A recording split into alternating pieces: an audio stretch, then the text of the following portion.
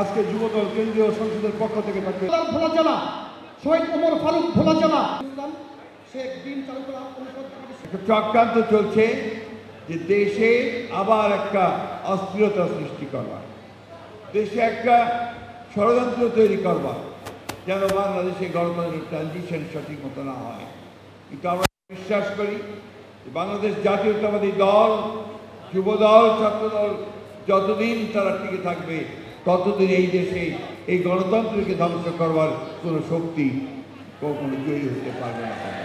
গণতন্ত্রের যতগুলো কাঠামো আছে সেই কাঠামোকে শক্ত ভিত্তিতে দাঁড় করানোর কাজটা বিএনপি করেছে।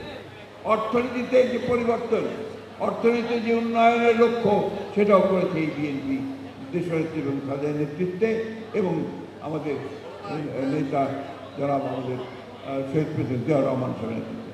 আমরা আশা করছি আমাদের নেতা তারেক রহমান সাহেব আমাদেরকে যে পথ দেখাচ্ছেন, যে কথাগুলো বলছেন অর্থনীতি সম্পর্কে, রাজনীতি সম্পর্কে, তিনি দেশের সামনে যে স্বপ্ন তুলে ধরছেন সেই স্বপ্ন শুনে আমার একটি কথাই মনে হয়, মার্টিন লুথার কিংয়ের সেই ঐতিহাসিক কথা, I have a dream, Tarique Rahman has a dream.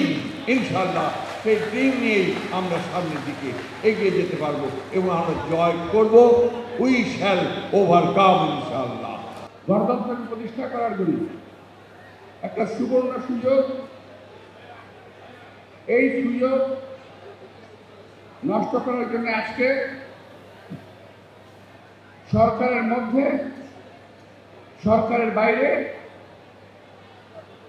বিএনপির বাইরে বেশ কিছু ষড়যন্ত্র আজকে হচ্ছে। আমরা দেখতে পাচ্ছি গাছে পানি দিলাম, আপনার ফলটা খেলেন, এখন বলছেন বিএনপি পেরে কিছু না।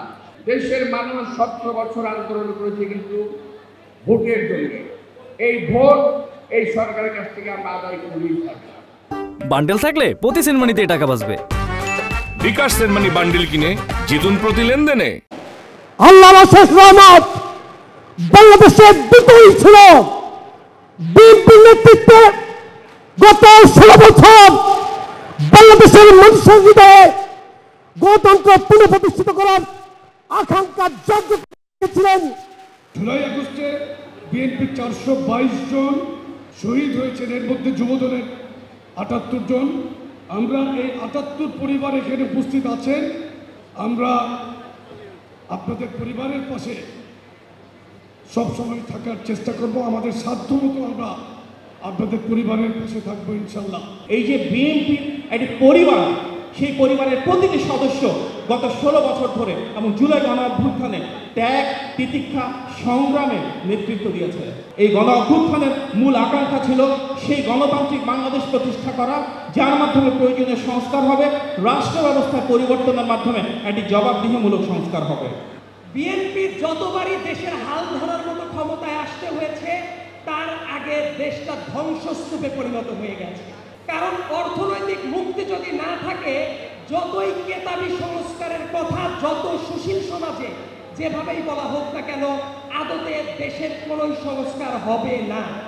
এবং আমি মনে করি সামনের দিনে রাজনীতি হওয়া উচিত অর্থনীতি নির্ভর, এবং একটা অর্থনীতি নির্ভর ডাইনামিক বাংলাদেশ যদি গড়ে তুলতে হয়, তরুণদের পাশাপাশি যারা তারুণ্যকে এক্সপেরিয়েন্স করেছে এবং এই যুব শক্তি যেটা আছে, এই অংশটা সবচেয়ে ডাইনামিক ভূমিকা রাখতেই পারে।